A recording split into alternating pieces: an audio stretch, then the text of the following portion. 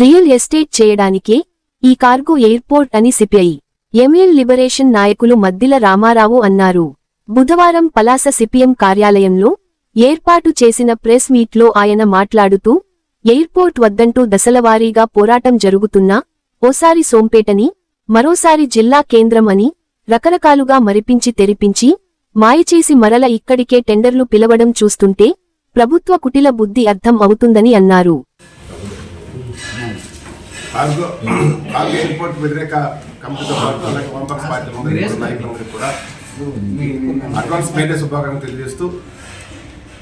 Airport లో ప్రభుత్వం కుటిల బుద్ధి అనేది మనకు అర్థమైంది.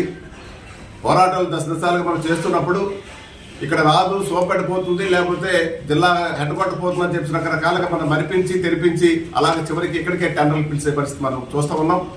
ఖచ్చితంగా పచ్చటి పొలాలు, పచ్చటి చెట్లు, జీడి, మామిడి, కొబ్బరి ఉన్నటువంటి ఆ చెట్లు పూర్తి దానికి అక్కడే కట్టేదానికి వాళ్ళు ఏర్పాటు చేస్తున్నారంటే ఖచ్చితంగా అక్కడ రియల్ ఎస్టేట్ అనేది ఖచ్చితంగా వాళ్ళు ఏర్పాటు చేయడానికి, ఎందుకంటే అటు సముద్ర తీరం వెళ్ళి ఇటు రైల్వే స్టేషన్కి అనుకూలంగా ఉన్నటువంటి ఆ ఏరియాని వీళ్ళు ఖచ్చితంగా రియల్ ఎస్టేట్ చేయడానికి వీళ్ళు సిద్ధపడి ఉన్నారు.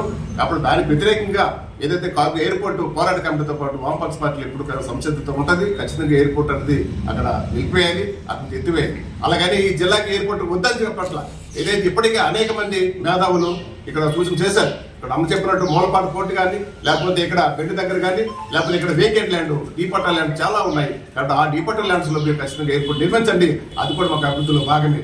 అయితే ఏదైతే ఎయిర్పోర్ట్ అనుకుంటున్నామో ఆ ప్రజలకు ఏ రకంగా ఉపయోగపడుతుందో కూడా మీరు చెప్పాలి.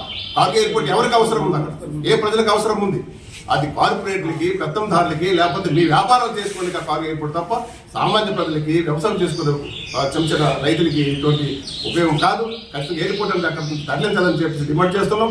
కామెంట్ చెప్పినట్టుగా దశాలుగా ఆ పోరాటం మరింత ఉధృతం చేసి ఖచ్చితంగా దాన్ని తీవ్రంగా ఎదుర్కొంటామని చెప్పేసి చెప్తూ ఉన్నాను. నా పేరు మద్దిల రామారావు, అఖిల భారత కిసాన్ మహాసభ జిల్లా కార్యక్రమంలో రైతులు, వామపక్షాల నేతలు పాల్గొన్నారు.